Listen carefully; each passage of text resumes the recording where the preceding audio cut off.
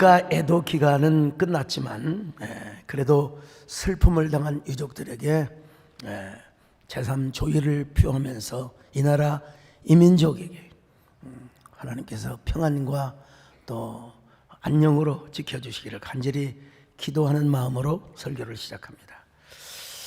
특별히 신년을 맞이해서 우리 하나님께서 사랑하는 성도들에게 큰 은혜와 복을 주시기를 바라겠습니다.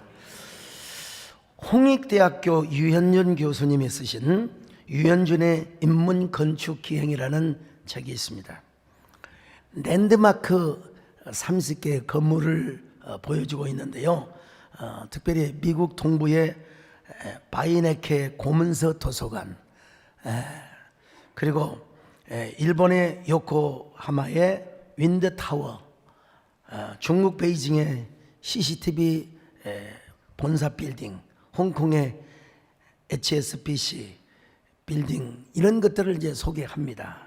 그러면서 전통과 낡은 그 방식을 다 타파하고, 그러면서 건축물이라고 하는 것은 뭐냐? 당시 사회의 반영이자 단면이라고 그렇게 설명을 하는 것을 봐요. 옛날에는 옛날식의 건축을 하고 요즘은 그에 반해서 새로운 시대를 반영하는 것이 건축물이라고 이야기를 합니다. 오늘 본문에 보니까 건축학 개론이 나오고 있습니다. 건축학 개론하면 어떤 영어 제목이 떠오르지 않습니까? 느헤미야라고 하는 사람이 있었습니다. 페르시아에서 예루살렘에 돌아와 가지고 맨 먼저 한 것이 바로 무엇이냐? 성벽을 쌓는 것이었어요. 성벽을 여러분 왜 쌓습니까? 성곽을 쌓는 이유는 국가적으로는 방어막입니다. 그리고 개인적으로는 보호 공간을 위해서 성곽을 쌓죠. 우리나라도 보면은 한양도성에 조선 왕조의 도읍지인 한성부의 도심에 경계를 표시해 놨는데요.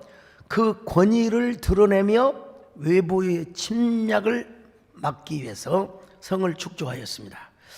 태조 5년 1396년이죠. 백악, 낙타, 목멱, 인왕의 내사산의 그 능선을 따라서 축조를 쪼갰어요.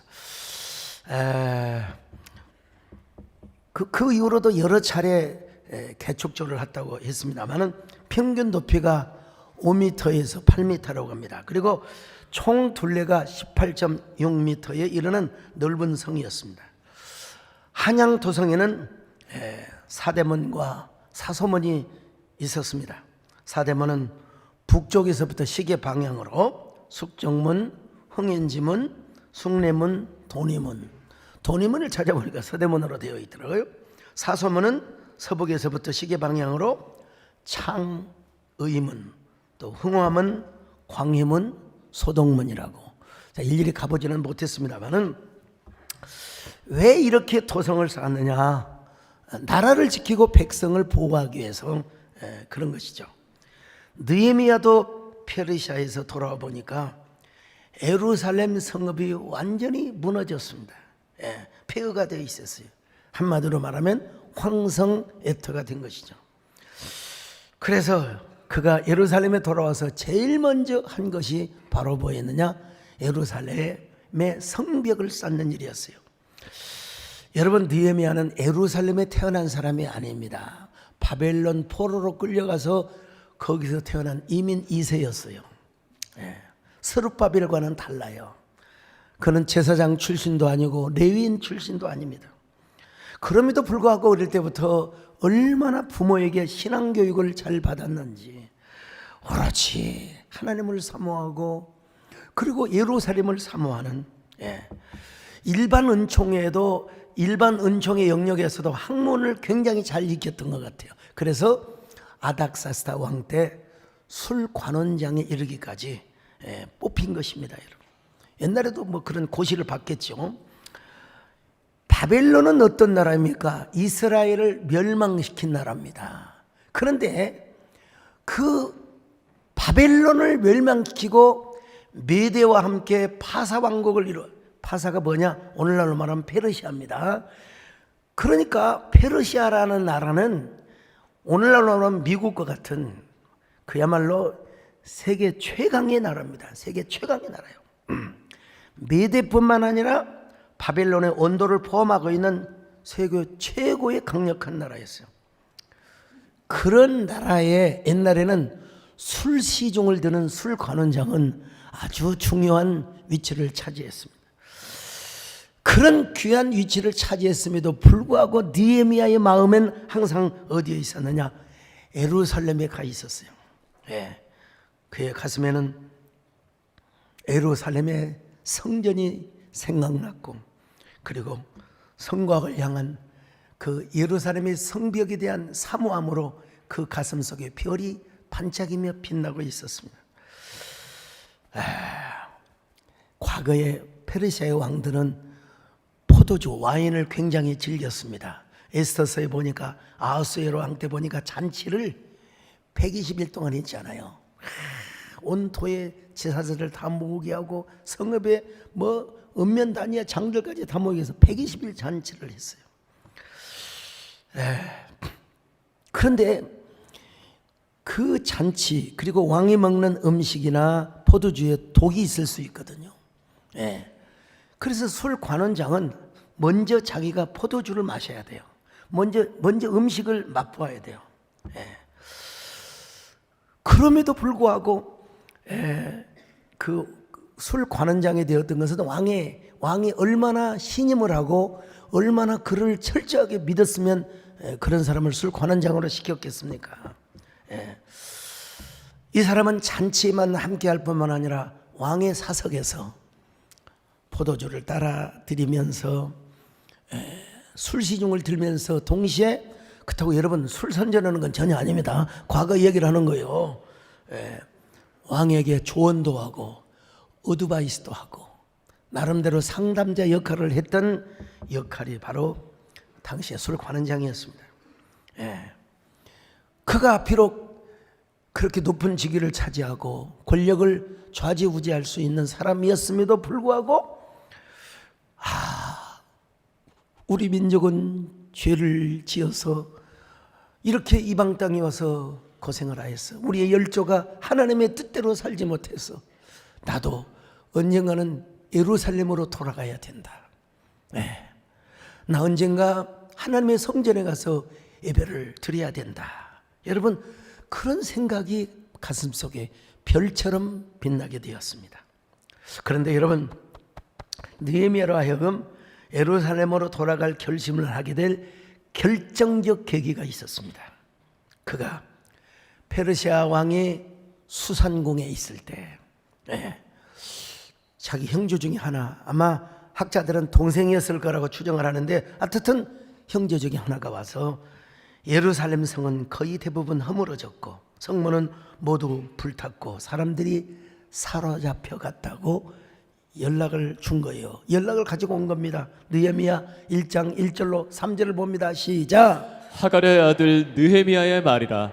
아닥사스다 왕 제20년 기슬루월에 내가 수산궁에 있는데 내 형제들 가운데 하나인 하나니가 두어 사람과 함께 유다에서 내게 이르렀기로 내가 그 사로잡힘을 면하고 남아있는 유다와 예루살렘 사람들의 형편을 물은즉 그들이 내게 이르되 사로잡힘을 면하고 남아있는 자들이 그 지방 거기에서 큰 환난을 당하고 능욕을 받으며 예루살렘 성은 허물어지고 성문들은 불탔다 하는지라. 이 수산궁은요 페르시아 왕이 거하는 겨울 궁전을 의미하는데요. 그는 수산궁에서 그 이야기를 듣고 너무나 슬퍼서 금식하며 회개하며 기도하였습니다. 느헤미야 1장 4절입니다. 시작. 내가 이 말을 듣고 앉아서 울고 수일 동안 슬퍼하며 하늘의 하나님 앞에 금식하며 기도하여. 여러분 얼마나 슬펐으면, 이걸 문학적으로 표현하면 느헤미야의 가슴 속에 구슬픈 별빛이 흐드러지게 지금 빛나고 있다고 이야기할 수 있어요. 그는 가슴에 슬픈 별을 껴안고 하나님 앞에 기도합니다. 어떻게 기도합니까? 느헤미야 1장 5절로 6절입니다. 시작. 이르되 하늘의 하나님 여호와 크고 두려우신 하나님이여 주를 사랑하고 주의 계명을 지키는 자에게 언약을 지키시며 긍휼을 베푸시는 주여 간구하나이다. 이제 종이 주의 종들인 이스라엘 자손을 위하여 주야로 기도하오며 우리 이스라엘 자손이 주께 범죄한 죄들을 자복하오니 주는 귀를 기울이시며 눈을 여시사 종의 기도를 들으시옵소서. 나와 내 아버지 집이 범죄하여 나뿐만 아니라 우리의 조상까지 범죄를 하였다. 그 조상의 죄를 뒤집어쓰고 여러분 간구합니다.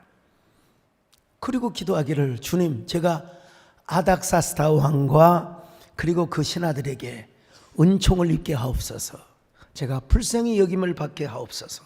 자, 1장 11절을 보십니다. 시작. 주여 구하오니 귀를 기울이사 종의 기도와 주의 이름을 경외하기를 기뻐하는 종들의 기도를 들으시고 오늘 종이 형통하여 이 사람들 앞에서 은혜를 입게 하옵소서 하였나니 그때 내가 왕의 술관원이 되었느니라. 여러분, 며칠 동안만 기도한 게 아니라 적어도 제가 볼 때는 한 4개월 정도 기도한 것 같아요. 그 소식을 들었을 때가 아닥사스다 왕 20년이라고 했어요. 자, 느헤미야 1장 1절 보십니다. 시작. 하가랴의 아들 느헤미야의 말이라. 아닥사스다 왕 제20년 기슬루월에 내가 수산궁에 있는데. 자, 기슬루월. 그런데 기슬루월이 언제냐면 우리 달력에 하면 11월, 12월을 말해요. 그러니까 왕이 겨울 궁전에 있죠. 근데 느헤미야가 왕에게 고국으로 돌아가고 싶다고 고백을 한달은 언제냐? 니산월입니다. 니산월. 니산월은 3월, 4월을 말합니다. 참 희한한 게요. 니산월이라고 하는 뜻이 아람어로 시작의 달, 구원의 달이라는 의미가 있어요. 자, 에레미야 2장 1절을 보십니다. 시작. 아닥사스다 왕 제20년 니산월에. 니산월이에요. 니산월이에요. 그때 이제 느헤미야가 아닥사스다 왕 앞에 아주 슬픈 모습으로 마치 우리로 말하면 우울증에 걸린 사람처럼 왕이 가서 포도주를 따라 드렸습니다. 오늘 성경에 보니까 수심이 가득하였다고 그랬어요.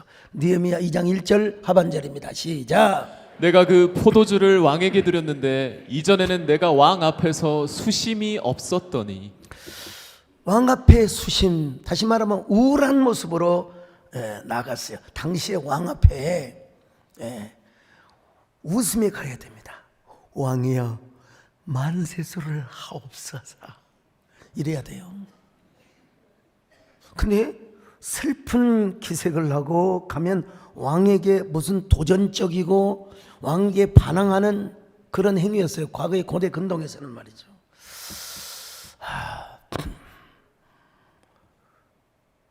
그런데 이 느헤미야가 구슬픈 심정으로 왕에게 갔는데 그 모습이 왕에게 보인 거예요. 그 모습은 마치 나라를 위해서 내가 100번이라도 죽으리다 하는 에스더라고 하는 여인의 모습을 연상시켜 줄 수가 있죠. 자, 느헤미야 2장 2절입니다. 시작. 왕이 내게 이르시되 네가 병이 없거늘 어찌하여 얼굴에 수심이 있느냐. 이는 필연 내 마음에 근심이 있음이로다 하더라. 그때 내가 크게 두려워하여. 마음은 두려워했지만요, 그 두려움은 뭐냐? 그 영광의 두려운 영광입니다. 두려운 영광이요. 왕이여 만세수를 하옵소서. 제 조상들의 묘지가 있는 성읍이 지금까지 폐허가 되었고 성문들이 불타버렸는데 어떻게 제가 슬픔을 금할 수가 있겠습니까? 2장 3절을 다시 한번 볼까요? 시작. 왕께 대답하되 왕은 만세수를 하옵소서. 내 조상들의 묘실이 있는 성읍이 이제까지 황폐하고 성문이 불탔사오니 내가 어찌 얼굴에 수심이 없사오리까 하니. 여러분, 만약에 느헤미야가 왕이시여 우리의 성읍 예루살렘 성이 무너졌습니다. 그 성을 소신이 가서 세워야 되겠습니다 라고 이야기했다면 여러분, 아닥사스다 왕에게 엄청난 분노와 뭐라 할까요? 그냥 그 진노를 일으키는 감정을 주고 말았을 것입니다. 여러분. 이 아닥사스다 왕의 선대 왕이 있습니다. 다리오 왕의 이전의 왕 폭군이라고 하는 아닥사스가 있거든요. 여기 오늘 본문에서 나오는 아닥사스는 제가 쭉 찾아보니까 아닥사스 1세요. 1세. 이거 하나 발견하기 위해서 하룻밤을 새웠습니다, 여러분. 보통 다 견해가 다른데 페르시아 역사를 쫙 보니까 이 자기 윗대의 선대왕 아닥사스다라고 하는 왕이 성전 건축 중지령을 내렸거든요. 그래서 이스라엘 백성들이 16년 동안 성전을 건축을 못했어요. 다리오 왕 때 성전 건축이 여러 번 풀렸거든요. 근데 오늘 본문에 나오는 이 아닥사스 왕은 아닥사스 1세라고 보는 것이 정확한 판단이라고 보고요. 자, 그럼에도 불구하고 이 아닥사스 1세는 선대의 행위를 기억하고 있었을 것입니다. 그러니까 느헤미야가 가서 예루살렘의 성벽을 건축하겠다고 직설적으로 표현을 하면은 왕은 아마 진노를 해버리고 말 겁니다. 느헤미야는 언어의 브랜딩을 하게 되었습니다. 조상의 묘지, 진짜 왕을 감동시키는 새로운 워딩을 한 거예요. 새로운 어드레싱을 한 거예요. 예루살렘을 정치적인 문제로 삼지 않고 신앙적인 문제, 개인적인 문제로 접근을 했다는 겁니다. 참 놀라운 발견이죠. 왕이요, 제 열조의 묘실들이 다 타버리고 성읍이 무너져 버렸다 합니다.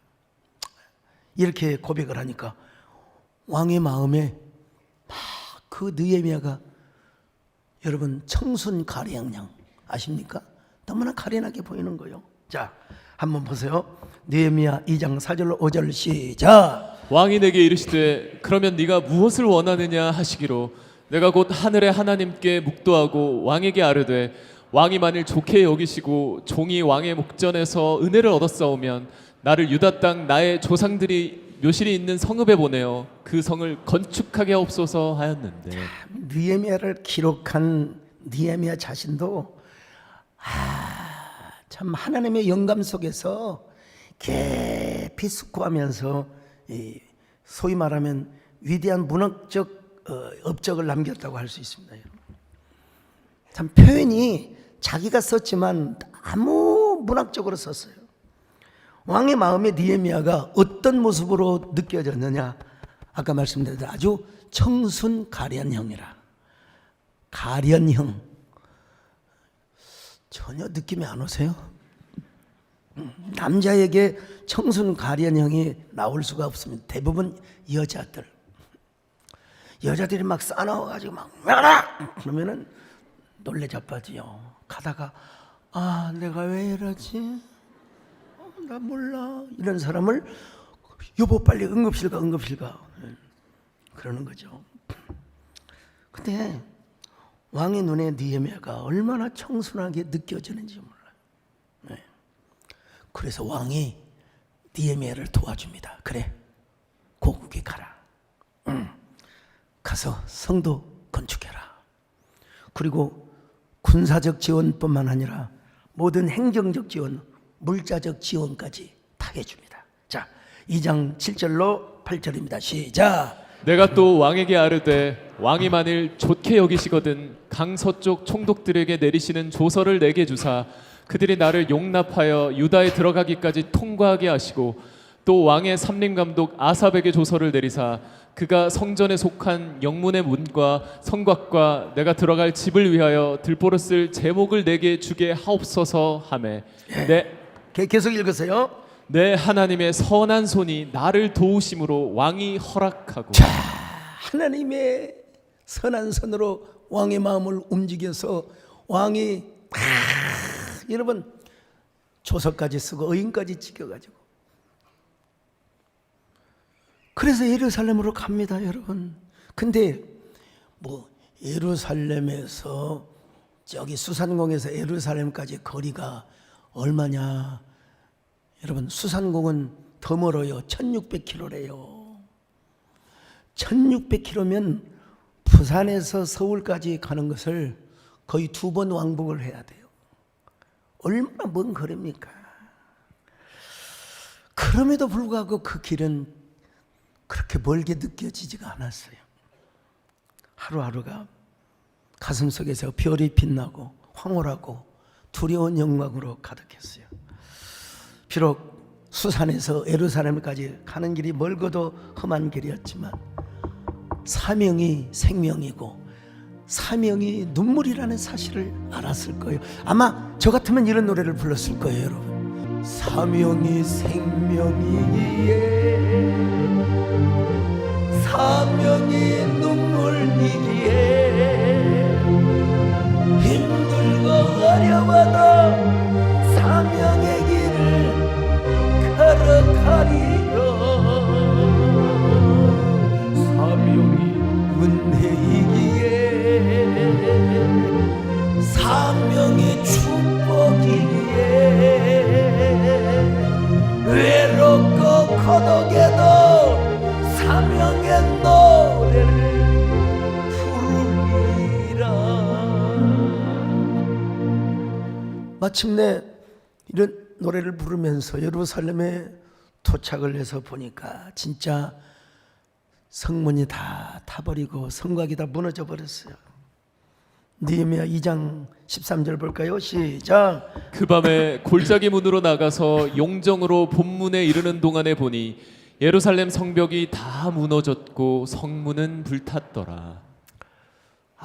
그래서 느헤미야는 제사장과 귀족과 관리와 모든 백성들을 모아놓고 뭐라고 얘기합니까? 여러분, 비록 성전은 지어졌다 하지만 성곽이 무너져가지고 어떻게 해야 되겠습니까?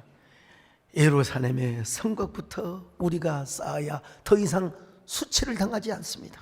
느헤미야 2장 16절로 17절 같이 봅니다. 시작. 방백들은 내가 어디 갔었으며 무엇을 하였는지 알지 못하였고 나도 그 일을 유다 사람들에게나 제사장들에게나 귀족들에게나 방백들에게나 그 외 일하는 자들에게 알리지 아니하다가 후에 그들에게 이르기를 우리가 당한 곤경은 너희도 보고 있는 바라. 예루살렘이 황폐하고 성문이 불탔으니 자 예루살렘 성을 건축하여 다시 수치를 당하지 말자 하고. 여러분, 이 프로젝트는 비밀로 해야 돼요. 벌써 소문이 나면 반대파들이 급부상하거든요. 그래서 비밀로 하여 살짝이 분문, 이게 사실 똥을 날르는 분문이라고 하는 건데 살짝 지나가서 성 둘레를 보니까 다 무너져 있잖아요. 아니나 다를까 이게 성곽을 쌓기 시작하니까 호론 사람 산발락과 암몬 사람 도비아와 그리고 아람 사람 게셈이 반대를 하기 시작하는 거예요. 자, 2장 19절 시작. 호론 사람 산발락과 종이었던 암몬 사람 도비아와 아라비아 사람 게셈이 이 말을 듣고 우리를 업신여기고 우리를 비웃어 이르되 너희가 하는 일이 무엇이냐 너희가 왕을 배반하고자 하느냐 하기로. 자, 여러분, 이런 공격이 와요. 한마디로 말하면은 가짜 뉴스 막 없는 얘기를 지어서 만들어내는 뭐 이런 막 그냥 소문을 퍼뜨리기 시작합니다. 그래도 느헤미야는 강력한 카리스마와 리더십을 가지고 예루살렘 성을 중수해 갑니다. 그 내용이 느헤미야 3장에 아주 자세하게 뭐 다 읽을 수는 없지만 자세하게. 자, 근데 거기서 제사장이 맨 먼저 솔선수범을 하게 됩니다. 그리고 그 저기 베들레헴에 양을 치던 베데가람의 족속들까지 다 분문을 지켜야 하고 이런 걸 보게 되는데요. 그러자 막 주야간으로 조를 나누어서 성을 쌓아가는데 호른 사람 산발랏이 이 소식을 듣고 분노를 하며 얼마나 조롱하는지 몰라요. 자, 느헤미야 4장 1절입니다. 시작. 산발랏이 우리가 성을 건축한다 함을 듣고 크게 분노하여 유다 사람들을 비웃으며. 암몬 사람 도비아도 마찬가지입니다. 4장 3절 시작. 암몬 사람 도비아는 곁에 있다가 이르되 그들이 건축하는 돌 성벽은 여우가 올라가도 곧 무너지리라 하더라. 이건 뭔 줄 아세요? 예, 그 말의 파워지요. 그러니까 가짜 뉴스를 생산해서 야, 너희들 성 쌓아봤자 아무 소용없어. 여우가 올라도 무너져. 여우가 올라가도 무너져. 여러분, 우리 어떤 젊은 형제 자매가 저희 교회를 나오시다가 또 이제 설교를 듣다 보니까 뭐 알고리즘으로 저에 대한 부정적인 막 이야기하는 사람도 있잖아요. 그래서 좀 갈등을 하셨다는 거예요. 그런데 부모님이 톡실한 장로님이고 또 어느 교회를 개척한 그런 그 분이시거든요.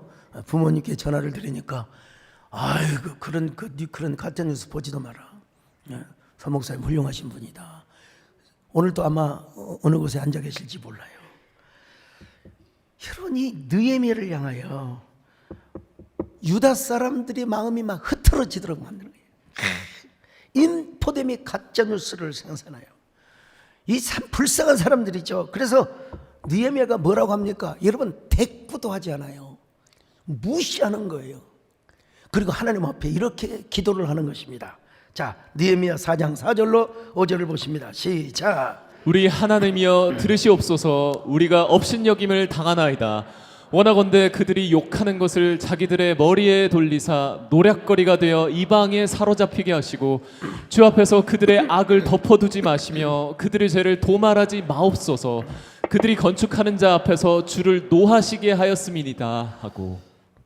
느헤미야가 계속해서 무시의 전략으로 가니까 이 사람들이 이제 내가 직접적으로 쳐들어가겠다. 백성들의 마음을 막 뒤흔들어 놓는 거예요. 자, 느헤미야 4장 7절로 8절입니다. 시작. 산발락과 도비아와 아라비아 사람들과 암몬 사람들과 아스돗 사람들이 예루살렘 성이 중수되어 그 허물어진 틈이 메꾸어져 간다함을 듣고 심히 분노하여 다 함께 꾀하기를 예루살렘으로 가서 치고 그곳을 요란하게 하자 하기로. 여러분, 시편 122편에 보면은 예루살렘을 사랑하는 자가 복되도다 그랬어요.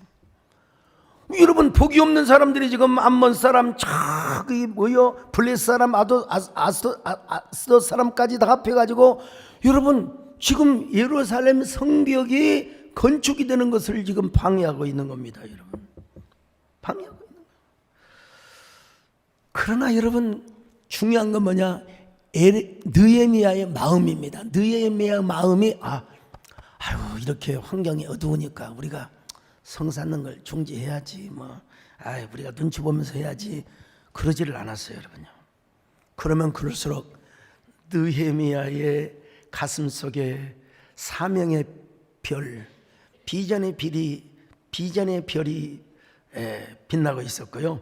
그리고 하나님께 기도하며 밤낮으로 파수꾼을 세웠어요. 자, 느헤미야 4장 9절입니다. 시작. 우리가 우리 하나님께 기도하며 그들로 말미암아 파수꾼을 두어 주야로 방비하는데. 여러분, 물론 그렇게 막 가짜 뉴스를 퍼뜨리고 공격하니까 유다 사람 일부가 좀 마음에 잠시 흔들린 적은 있습니다. 이 공동체에 100%가 없어요. 단 1%, 2%라도 흔들린 사람이 있었어요. 자, 느헤미야 4장 10절로 11절입니다. 시작. 유다 사람들은 이르기를 흙 무더기가 아직도 많거늘 짐을 나르는 자의 힘이 다 빠졌으니 우리가 성을 건축하지 못하리라 하고, 우리의 원수들은 이르기를 그들이 알지 못하고 보지 못하는 사이에 우리가 그들 가운데 달려 들어가서 살육하여 역사를 그치게 하리라 하고. 저렇게 반대가 많은데, 저렇게 우리를 향하여 핍박이 있는데 우리가 도성을 쌓을 수 있을까? 힘도 없고 체력도 없고, 또 우리가 성을 쌓는 동안에 다 우리 자녀들을, 또 우리의 가족들을 저놈들이 생포해 가면 어쩌나. 여러분, 이런 두려움을 주기 위해서 이 사람들이 작당 모의를 하고 있었던 것입니다. 이때 느헤미야가 귀족과 관리들과 백성들에게 이렇게 말합니다. 여러분, 두려워하지 마십시오. 여러분은 저들을 바라보지 마시고 하나님을 보시기를 바랍니다. 여러분의 자녀와 여러분의 아내를 위해서 여러분이 싸우시기를 바랍니다. 느헤미야 4장 14절 시작. 내가 돌아본 후에 일어나서 귀족들과 민장들과 남은 백성에게 말하기를 너희는 그들을 두려워하지 말고 지극히 크시고 두려우신 주를 기억하고 너희 형제와 자녀와 아내와 집을 위하여 싸우라 하였느니라.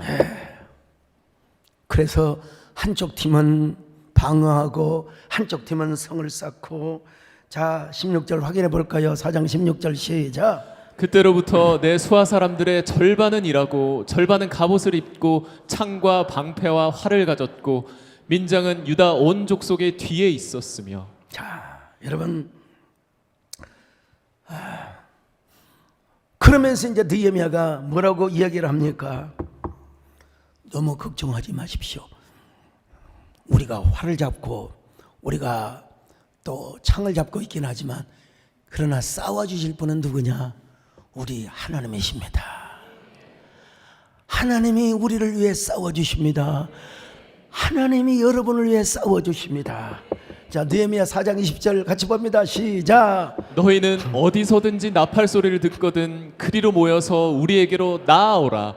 우리 하나님이 우리를 위하여 싸우리라 하였느니. 우리 하나님이 우리를 위하여 싸워주시리라. 아무것도 두려워 말라. 주 나의 하나님이 지켜주시. 놀라지 말고 겁내지 말고 주님 나를 지켜주시. 자 이러자 백성들이요, 그래서 여러분 말 한마디가 그렇게 중요한 겁니다. 말 한마디가. 하나님이 우리를 위해 싸워주실 것이다. 이 말씀 한마디에 감동을 받아가지고 동틀 때부터 별이 뜰 때까지, 별이 뜰 때까지, 절반은 성 안에 절반은 성 바깥에서, 그야말로 별이 빛나는 밤에. 저 오늘 설교 제목이 뭔 줄 아세요? 가슴에 별이 있는가. 어느 대목에서 느헤미야를 제가 쫙 보면서 딱 그냥 반사체처럼 다가오는 말씀이 바로 절반은 동틀 때부터 밤에 별들이 보일 때까지 창틀을 붙잡고 있었다는 거예요. 자 느헤미야 4장 21절 시작. 우리가 이같이 공사하는데 무리의 절반은 동틀 때부터 별이 나기까지 창을 잡았으며. 자, 별이 빛나는 밤이죠. 그 별은 하늘에만 빛나고 있었을까요? 아닙니다. 느헤미야의 가슴에도 그 비전과 꿈의 별이 반짝이고 있었을 것입니다. 그리고 그 별은 제사장과 귀족과 관리와 백성들에게 가장 다정한 전념을 일으켰습니다. 이 한마디, 가장 다정한 전념이라는 책이 있는데요, 딱 저 한마디 쓰려고 저 책을 여러분 본 겁니다. 자 여러분,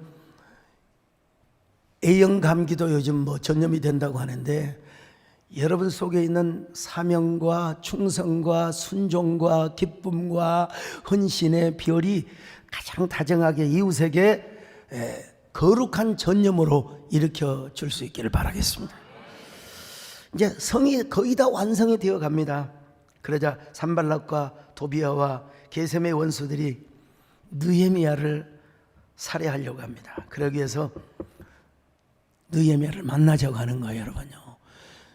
느헤미야는 하나님께서 감동을 주셔서 알았어요. 저기 가면 분명히 자기를 죽이려고 한다. 그래서 느헤미야는 만나지 않았습니다. 자, 느헤미야 6장 2절을 같이 보실까요? 시작. 산발락과 게셈이 내게 사람을 보내어 이르기를 오라 우리가 오노 평지한 촌에서 서로 만나자 하니 실상은 나를 해하고자 함이었더라. 참 하나님의 사람은 하나님이 함께 하시고요, 하나님께서 감동을 주신 것 같아요. 지혜를 주셔서 안 나갔어요. 그러자 이제 공개 편지를 보내는 겁니다. 비밀 편지가 아니라, 봉인된 편지가 아니라, 요즘으로 막 유튜브로 떠들어대는 거예요. 당신과 유다 사람들은 지금 아닥사스다 왕에게 반항을 하고 있는 것이요, 대항을 하고 있는 것이요. 우리를 더 이상 만나주지 않으면 우리는 아닥사스다 왕에게 고발 조치를 할 거요. 그러니 존말로 할 때 만납시다. 자, 6절로 7절 봅니다. 시작. 그 글에 이르기를 이방 중에도 소문이 있고 가스무도 말하기를 너와 유다 사람들이 모반하려 하여 성벽을 건축한다 하나니 내가 그 말과 같이 왕이 되려 하는도다. 또 내가 선지자를 세워 예루살렘에서 너를 들어 선전하기를 유다의 왕이 있다 하게 하였으니 지금 이 말이 왕에게 들릴지라. 그런즉 너는 이제 오라 함께 의논하자 하였기로. 함께 조용히 만나서 해결하자, 화해하자. 얼마나 여러분 좋은 접근입니까? 그러나 성령께서 느헤미야의 마음에 지혜를 주신 거예요. 가지 마라. 너를 살해하려고 한 것이다. 심지어는 여러분 어떤 방법까지 쓰느냐, 선지자에게 뇌물을 주어가지고 거짓 예언을 하게 만듭니다. 무슨 예언을 합니까? 가서 성전에 가서 숨어라. 여러분 얼핏 보면 성전에 가서 숨어서 기도하는 것 뭐 옳은 얘기죠. 근데 느헤미야의 마음속에 두려움을 주기 위해서, 두려움을 주기 위해서, 두려움을 주기 위해서 거짓 예언을 하는 거예요. 두려움이 얼마나 중요하냐. 자, 느헤미야 6장 10절로 11절 시작. 이후에 무헤다벨의 손자 들라야의 아들 스마야가 두문불출하기로 내가 그 집에 가니 그가 이르기를 그들이 너를 죽이러 올 터이니 우리가 하나님의 전으로 가서 외소 안에 머물고 그 문을 닫자 저들이 반드시 밤에 와서 너를 죽이리라 하기로 내가 이르기를 나 같은 자가 어찌 도망하며 나 같은 몸이면 누가 외소에 들어가서 생명을 보존하겠느냐. 나는 들어가지 않겠노라 하고. 어떻게 선지자가 스마야라고 하는 선지자가 뇌물을 받고 거짓 예언을 할 수 있단 말입니까? 참. 그럼에도 불구하고 여러분 느헤미야는 자기가 제사장도 아니고 자기가 무슨 레위 자손도 아니었는데도 불구하고 이 거짓 예언에 속아 넘어가지 않았다는 사실. 환경이 두렵고 상황이 어두울수록 느헤미야 가슴속의 별은 더 반짝이고 빛나고 있었습니다. 그 어떤 상황에서도 가슴속에 빛나고 있었던 사명의 별은 절대로 빼앗기지 않았다는 것입니다. 그래서 결과는 뭐냐? 52일 만에 성이 완공이 되었습니다. 6장 15절입니다. 시작. 성벽 역사가 52일 만인 엘룰월 25일에 끝나매.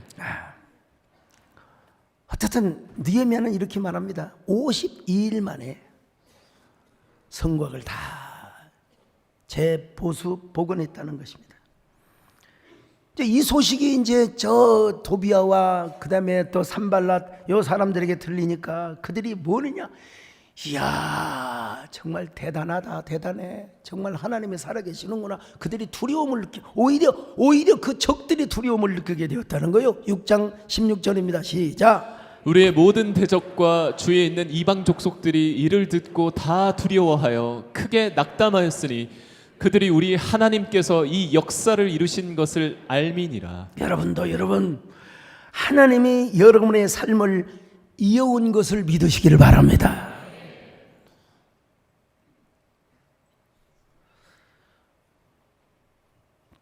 참 우리가 자동차를 타고 전철을 타고 또 비행기를 타고 얼마나 많은, 저도 여러분 양 항공사 100만 마일이 다 넘게 비행기를 많이 탔습니다. 그런데도 하나님께서 은혜를 베풀어 주셔서 비록 발에 화상은 입었지만 오늘 여러분 앞에, 여러분 목사가 성대를 잃으면 설교를 할 수가 없죠. 뭐 AM 독감이어 갖고 이러면 설교할 수가 없죠. 어쨌든 간에 하나님의 은혜로 저도 이 자리에 섰고 아마 52일이 되던 날 밤 유난히도 별들이 반짝였을 것입니다. 그래서 그 별들을 바라보며 아마 느헤미야는 이렇게 고백을 했을 거요. 하나님, 모든 것이 다 하나님의 은혜였습니다. 저 원수들이 그렇게 가짜 뉴스를 만들어내고 온갖 음모를 다 꾸며도 제가 흔들리지 않게 하심을 감사합니다. 우리 유다 백성들이 흔들리지 않고 잠시 흔들렸지만 다 하나님께로 돌아와서 이 성벽을 보소하게 해주셔서 감사합니다. 하나님, 이 목숨 다하는 날까지 하나님을 섬기겠습니다. 오늘 여러분들이 오늘 이 느헤미야의 고백이 여러분의 고백이 되시기를 바랍니다. 다 여기까지 온 것이 하나님의 은혜임을 고백하시기를 바랍니다. 모든 것이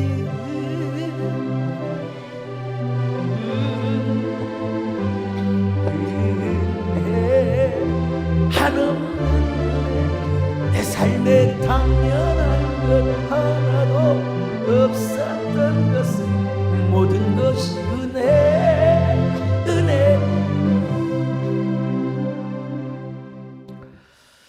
근데 느헤미야가 정말 훌륭한 부분이 있어요. 물론 하나님의 은혜 안에서만 그렇게 이야기할 수 있는데요. 그렇게 성곽을 쌓아놓고 이제 수문 앞 광장, 워러게이트라고 하죠. 그 수문이 아무튼 있었던 것 같아요. 그 앞에서 부흥회를 하는데 누구를 강사로 초청하느냐? 에스라는 제사장의 가문이거든요. 에스라를 강단에 모셔서 여러분 강사로 초청해서 백성들로 하여금 하나님의 말씀을 듣게 합니다. 자, 느헤미야 8장 4절로 5절입니다. 시작. 그때 학사 에스라가 특별히 지은 나무 강단에 서고 에스라가 모든 백성 위에 서서 그들 목전에 책을 펴니 책을 펼 때 모든 백성이 일어서니라. 여러분, 하나님의 말씀을 듣자마자 성도들이 모든 이스라엘 백성들이 일어섰다고요. 사실 오늘도 우리가 원칙적으로는 성경을 오늘 딱 읽으실 때 일어나서 받는 것이 좀 성경적이긴 하지만 여러분 마음으로 항상 일어나셔서 말씀을 잘 받는 여러분 되시기를 바랍니다만, 레위 지파도 아니고 제사장도 아니었던 이 느헤미야가 왜 이렇게 성벽을 쌓는데 열심히 했느냐? 첫째는 하나님께서 주신 마음이 있었고, 둘째는 바로 뭐였느냐? 부모님의 신앙교육 때문에 그래요. 부모님의 신앙교육. 물론 느헤미야도 나중에 이제 일종의 신앙개혁, 종교개혁을 일으키죠. 근데 그 개혁은 신앙적 개혁이면서도 동시에 정치적 개혁이라고도 할 수가 있어요. 이렇게 이야기하면 좀 어려울지 모르겠지만요. 느헤미야 13장 1절로 3절 시작. 그날 모세의 책을 낭독하여 백성에게 들렸는데 그 책에 기록하기를 암몬 사람과 모압 사람은 영원히 하나님의 총회에 들어오지 못하리니 백성이 이 율법을 듣고 곧 섞인 무리를 이스라엘 가운데서 모두 분리하였느니라. 이거는 느헤미야 때문에 느헤미야이기 때문에 할 수 있어요. 느헤미야 암몬 사람과 모압 사람은 영원히 하나님의 총회에 못 들어온다. 에스라도 할 수 없었어요. 느헤미야는 하나님의 주권과 하나님의 능력을 믿고. 다시 한번 읽어볼까요? 13장 1절로 3절 시작. 그날 모세의 책을 낭독하여 백성에게 들렸는데 그 책에 기록하기를 암몬 사람과 모압 사람은 영원히 하나님의 총회에 들어오지 못하리니. 이걸 선언한 거요. 암몬 사람, 여러분 우리가 사랑으로 품고, 근데 여러분 그때는 정치인으로서, 그러니까 총독의 깜이 되는 거지요. 정치인으로서 너희들은 못 들어온다 이거야. 근데 느헤미야가 이제 아닥사스다 왕을 또 가서 정한 기일이 있었잖아요.